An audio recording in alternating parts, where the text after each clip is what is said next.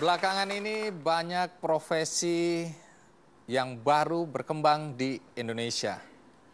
Dan juga banyak yang unik. Di antaranya adalah tamu yang akan saya undang karena melalui dia kita akan mengetahui profesi-profesi unik dari beberapa orang yang hadir di acara Kick Candy. Untuk itu kita berikan aplaus untuk Mas Rahmadi atau Aang. Iya. Yang mana yang namanya Aang? Yuk. Oke, Mas Aang, terima kasih. Sama-sama. Silakan duduk. Yuk.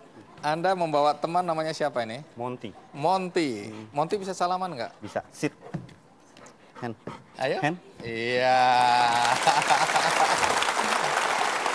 Oke. Cang. Silakan duduk dulu. Sit. Jadi pekerjaan Anda apa? Saya saya melatih dan untuk terapi untuk anjing. Anjing apa saja yang Anda latih atau Anda terapi? Semua jenis anjing dari anjing kecil sampai anjing besar. Laki perempuan? Laki perempuan, Oke. tua dan muda. Sama saja. Nah, tapi apa betul Anda belajar psikologi anjing sampai ke Amerika? Saya belajar pertama dari satu orang Indonesia Iya. yang kebetulan memang dia main anjing sudah lama dan dia belajar tentang psikologi anjing. Dia pertama ngajarin saya, kemudian dia nyaranin saya pergi ke semua tempat di mana kita bisa belajar. Salah satunya juga ke Amerika, juga terus ke beberapa negara lainnya. Hanya untuk belajar psikologi anjing? Untuk belajar bukan hanya psikologi anjing aja, tapi segala hal yang berhubungan dengan anjing. Nah, Anda sendiri pendidikan formalnya apa? Lulusan sarjana hukum. Pernah bekerja sebagai pengacara atau lawyer gitu? Kalau untuk jadi lawyer benarnya belum, tapi saya sempat begitu saya lulus sekolah hukum, saya sempat magang untuk jadi pengacara. Tapi sebelum saya jadi lawyer, saya langsung berhenti dan memutuskan untuk terus menekuni anjing. Kenapa anjing lebih penting daripada pengacara? Karena saya melihat begini, salah satunya adalah gini, banyak orang di Indonesia itu mau menekuni hukum, terutama untuk pengacara, tapi untuk dunia anjing ini tidak. Bahkan dianggap profesi pelatih anjing itu dianggap suatu profesi atau suatu keahlian yang tidak dianggap gitu loh. Jadi satu hal yang aneh. Saat itulah saya sempat bicara sama diri saya dan saya bicara dengan orang-orang bahwa suatu ketika saya akan buktikan bahwa profesi sebagai pelatih anjing atau orang mempunyai keahlian seperti pelatih anjing itu sama bahkan mungkin lebih daripada seorang sarjana.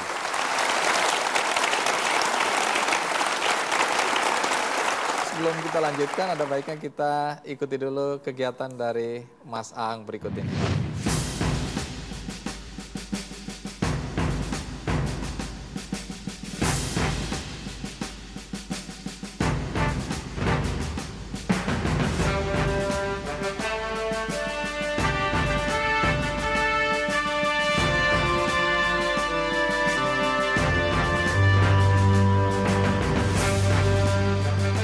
Kita mungkin pernah mendengar ungkapan yang mengatakan bahwa anjing adalah sahabat sejati manusia.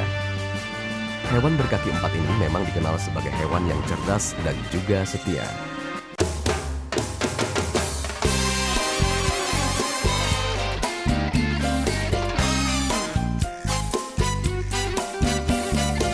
Kedekatan pola perilaku anjing dan manusia menjadikan anjing bisa dilatih, diajak bermain, dan bahkan tinggal bersama manusia. Anjing bahkan bisa dimanfaatkan untuk membantu pemberantasan tindak kejahatan.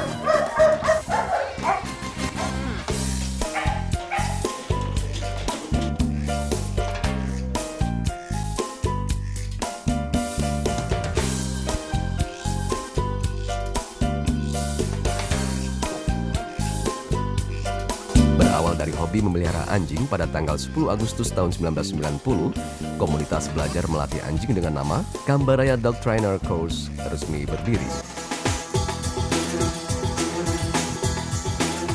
Kambaraya pertama kali berdiri itu sebenarnya gara-gara orang yang pada kumpul pengen belajar melatih anjing, pengen tahu gimana cara yang latih anjing. Terus mereka berkumpul, terus mereka minta saya, dan mereka tahu saya bisa melatih anjing karena saya emang belajar melatih anjing. Terus saya ajarin. Rahmadi Hartomoroyo atau lebih dikenal dengan nama Aang menjadi salah satu pelatih anjing di komunitas tersebut. Kecintaannya terhadap anjing membuat sarjana hukum ini rela meninggalkan profesinya sebagai pengacara. Di sini selama ini Kambaraya itu banyak belajar bagaimana cara berkomunikasi dengan anjing. Jadi dengan kita tahu cara berkomunikasi, kita akan dengan mudahnya menyampaikan apa yang kita mau dan bagaimana cara ngelatihnya. Sekarang itu akan dengan mudah kita bisa lakuin itu. Banyak permintaan dari masyarakat untuk melatih anjing pribadi. Metode pelatihan anjing modern yang dilakukan Cambaraya menerapkan pendekatan psikologi dan bukan kekerasan.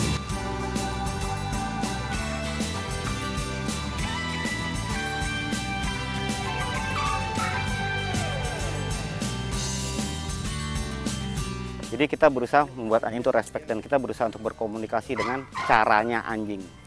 Di mana anjing selalu berkomunikasi dengan satu dengan suara, dua lagi dengan bahasa tubuhnya dia. Itu yang kita berusaha sampaikan kepada anjing. Sebagai kalangan menjadi pelatih anjing di Indonesia, baik para pemilik anjing, petugas keamanan yang bekerja dengan anjing, hingga pelatih anjing profesional.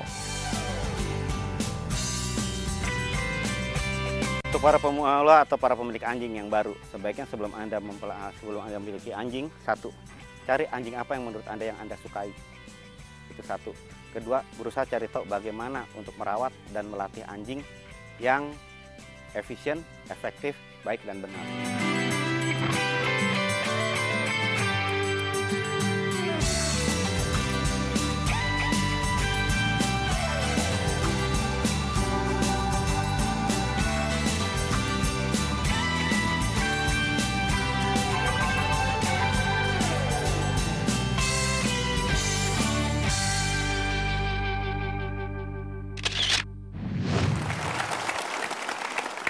Kapan pertama kali Anda melatih anjing?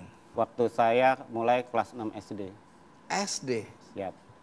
Sejak itu memang Anda sudah mulai melatih anjing? Ya, jadi semula memang keluarga saya memang punya anjing. Tadi pada Ya. saat ayah saya mulai membeli anjing ras, itu Doberman, jenis Doberman sama Boxer. Terus saya mau tahu gimana sih caranya supaya anjing itu pintar, karena saya waktu kan ada film apa segala macam. Akhirnya ayah saya cari informasi, dia dapat informasi, oh kebetulan dekat tempat kita tinggal itu ada satu pelatih anjing yang diakui di Indonesia waktu itu. Dia ngasih kita, saya dikasih saran buat ke sana. Ketika pertama kali memutuskan untuk menjadi pelatih anjing secara profesional, anjing yang Anda latih itu anjingnya orang-orang asing ya? Orang-orang bule?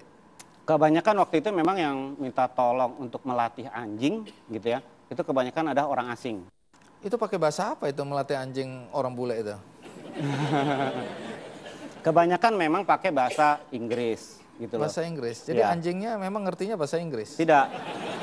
Sebetulnya anjing itu tidak mengerti bahasa. Dia hanya mengerti adalah intonasi suara. Nah, kenapa dipakai kebanyakan bahasa Inggris habis itu bahasa Jerman? Karena bahasa itu lebih pendek. Kayak contohnya misalnya duduk. Kalau bahasa Indonesia itu duduk, 2 patah kata. Tapi kalau dengan bahasa Inggris hanya kata sit, 1 patah kata. Omong-omong, anjing apa yang paling mudah dilatih? Sebetulnya semuanya itu sama gitu loh. Cuman masing-masing berdasarkan fungsinya gitu loh. Kalau kayak Monty gini gitu ya. Oh, saya pengen punya anjing ini jenisnya Labrador. Orang pengen, oh saya pengen anjing Monty ini seperti anjing penyerang yang bisa disuruh gigit atau itu. Itu bukannya tidak mungkin, mungkin gitu loh. Tetapi itu memerlukan suatu penanganan yang amat sangat serius. Tuh kan, kaget. Monty, Nah, emang Ina. ngerti kamu? Jang. Nggak ada kalimat anjing penyerang. Nah, dia ingin buktikan, gua ini anjing penyerang. Atau jangan-jangan dia bilang bohong. Bukan. Ini nggak benar Kalau ini. kalau jenis ini paling kita hanya pakai hanya untuk alarm aja. Contoh karena dia bisa menggonggong, ada apa-apa dia menggonggong. Saya nggak paham ini. Apa urusannya psikologi anjing Anda pelajari? Emang ada komunikasi secara psikologis gitu dengan anjing? Jadi banyak orang tuh menerapkan pada saat dia berkomunikasi sama binatang, terutama dengan anjing. Mereka tuh menyampaikan atau melakukan, orang bilang filosofi yang biasa dilakukan oleh manusia. Yang sebetulnya itu adalah bertentangan dengan filosofi anjing. Contohnya? Contohnya, apa kabar? Apa Pak kabar? Andi? Baik, baik. Ini dengan satu, saya melihat Anda, Iya. itu satu kesalahan. 2, Anda sentuh saya, sentuh Anda, Iya. itu sudah 2 kesalahan. Oke. 3, saya bicara dengan Anda mengeluarkan suara, itu sudah 3 kesalahan. Oke. Yang ada di anjing. Tunggu dulu, Anda tadi bilang kan Monty suka makan batu. Dia suka makan sepatu nggak?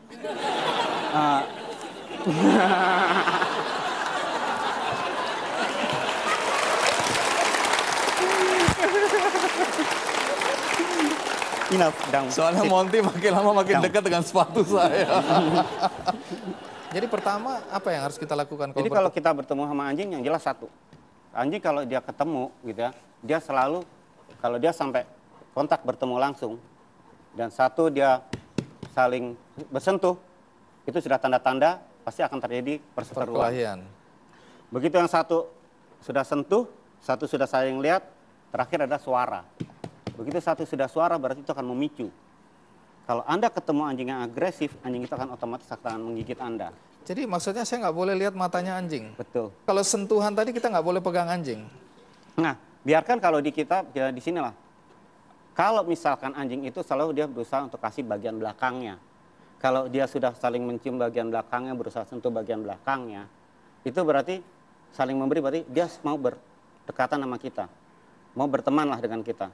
Tapi kalau dia tidak mau memberi belakangnya, berarti dia tetap tidak mau. Jadi kalau kita paksa, itu biasanya pasti akan berkelahi.